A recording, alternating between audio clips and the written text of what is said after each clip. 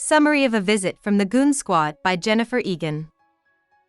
The way in which the story is told in A Visit from the Goon Squad is not consistent with traditional storytelling. And while each part can be read on its own, when put together, they all fit together to make a complete story. The stories, in the order in which they are presented in the book, are not tied to a normal chronology. Instead, they skip ahead in time and show bits of different times between the late 1970s and the 2020s. Like two sides of a record, the book is split into two parts, called A and B. There are some characters who show up in more than one story. It's easy to figure out what their stories are about by seeing how they act at different times. In the first story of the book, Found Objects, Sasha meets with Cuz, her doctor, to work on getting over her theft problem. It's about a date she had with a guy named Alex. In the bathroom of the restaurant, she stole a wallet. The woman Sasha stole from yelled at her for a short time, but Sasha gave her back the wallet and said she had a problem. After that, Sasha and Alex go back to her room and make love. After that, Alex takes a bath, and Sasha looks through his cash. There is a note for her that says, "I believe in you."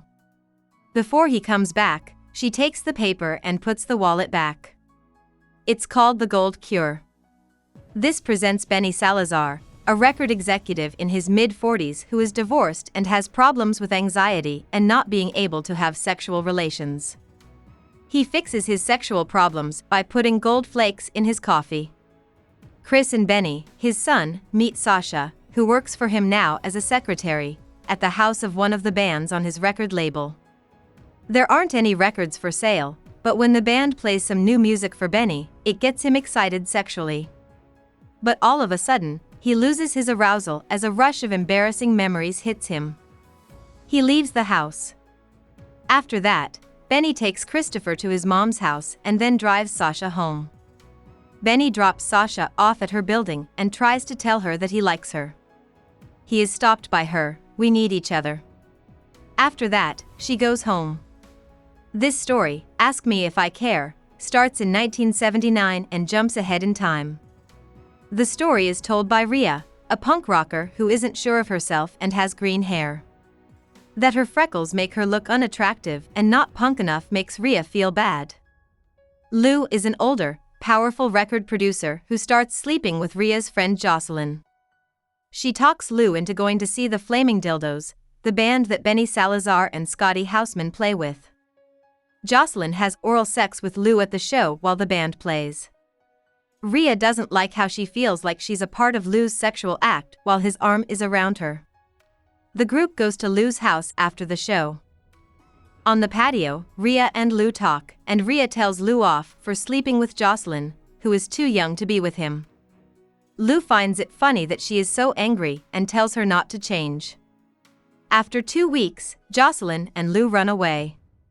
Lou says he will bring Jocelyn home with him when he gets back to San Francisco. In Safari, the next story, Lou, 2 of his kids, and his new girlfriend Mindy go on a trip in Africa. A group of other figures, such as Kronos, the guitarist for a well-known band, and Albert, the tour guide, join them. During the story, Mindy has trouble getting along with Charlie and Rolf, Lou's kids, who miss their mom. While they are on vacation, a lion attacks Kronos. Albert shoots and kills the lion to save Kronos. In the evening, Mindy sleeps with Albert. Someone is seeing Mindy and Albert together, and Lou knows it.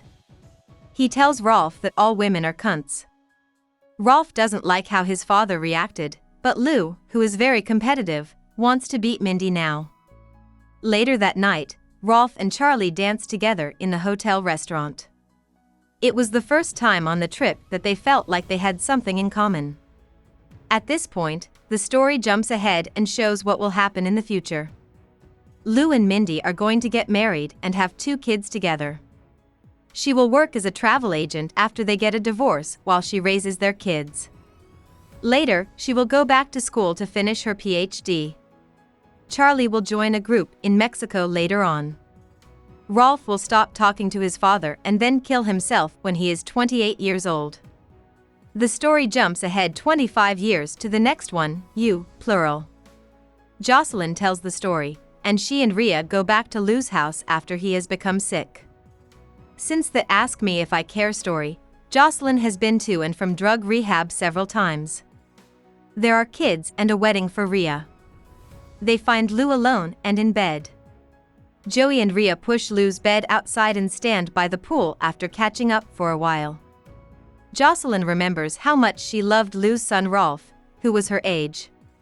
When Jocelyn asks Lou about Rolf, she forgets that he killed himself many years ago. Lou starts to cry. Rhea replies with sympathy because she thinks Jocelyn said that to make Lou mad.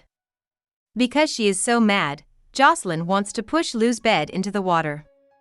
Lou should die, Jocelyn tells him.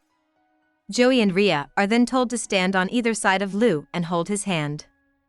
Like they used to, they take his hands and stand together to look into the pool. The next part, X's and O's, takes place 9 years before the Gold Cure. It is told from Scotty Houseman's point of view. Scotty hides away in New York City, where he works as a cleaner and fishes in the East River in his spare time. He makes plans to see his old friend Benny. He takes a dead bass he caught while fishing with him when he leaves.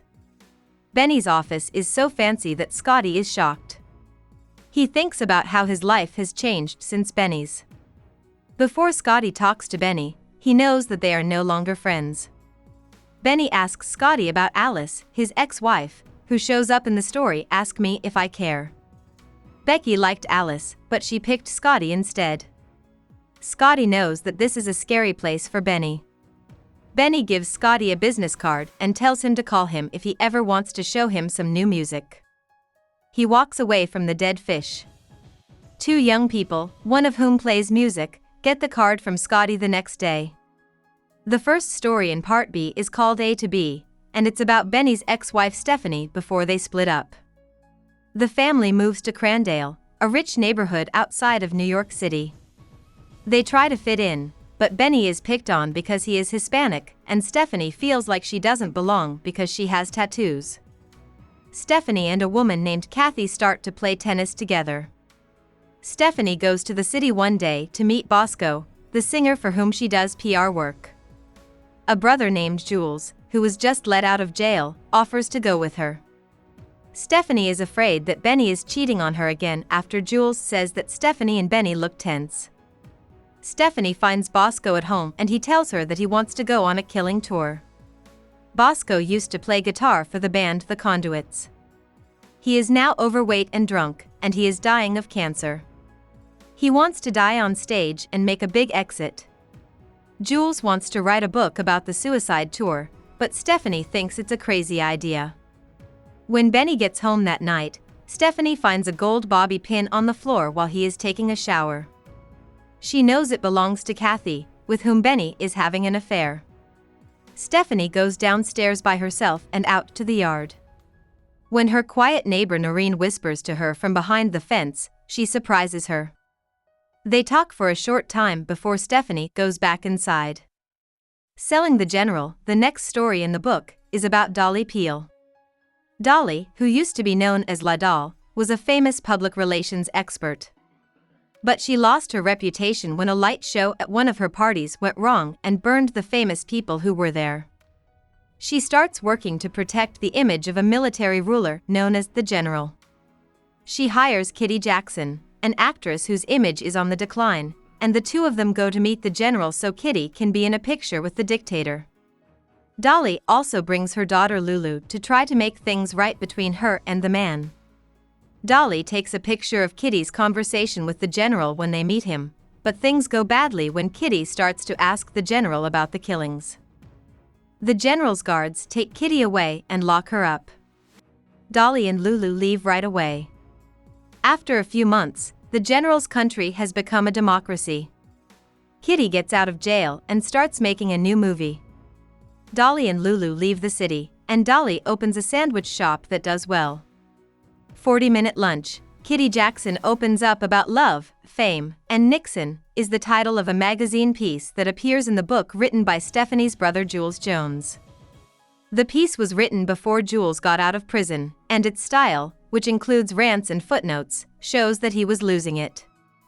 As he talks to Kitty, He starts to think that Kitty Jackson is his ex-girlfriend, who broke up with him for a memoirist.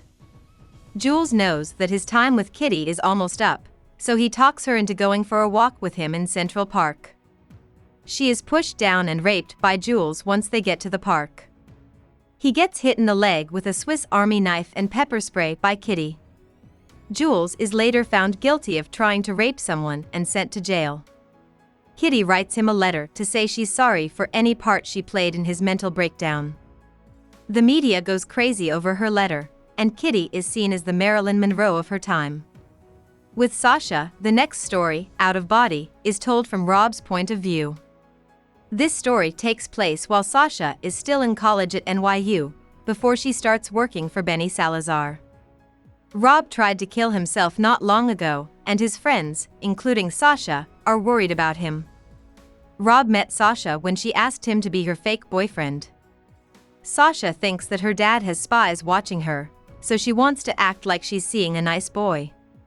Rob doesn't like how Sasha seems interested in Drew, a friend of theirs.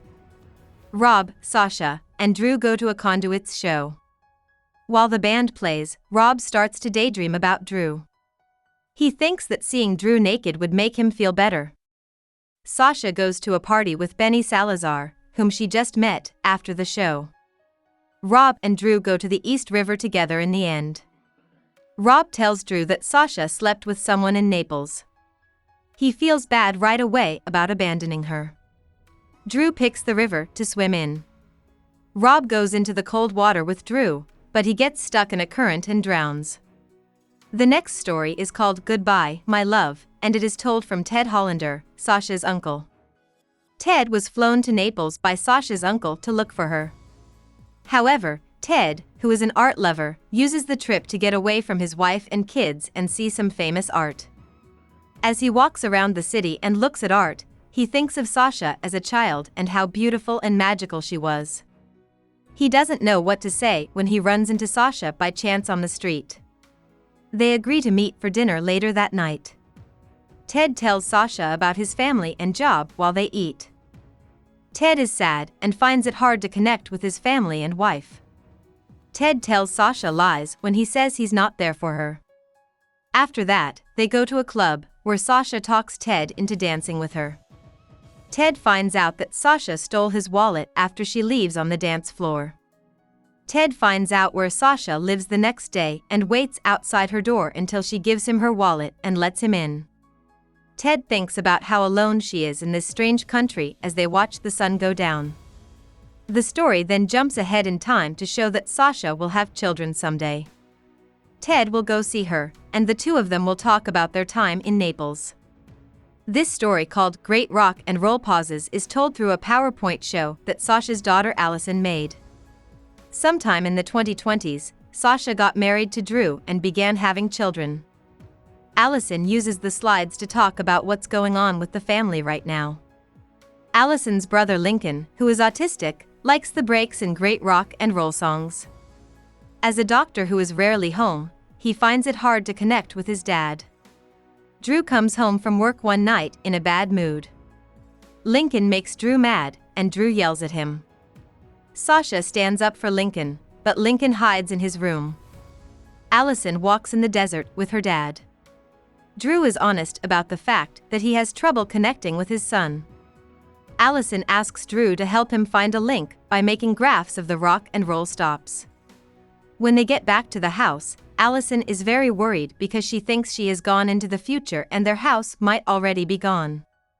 It makes her happy to see that it's still there, so she goes to bed.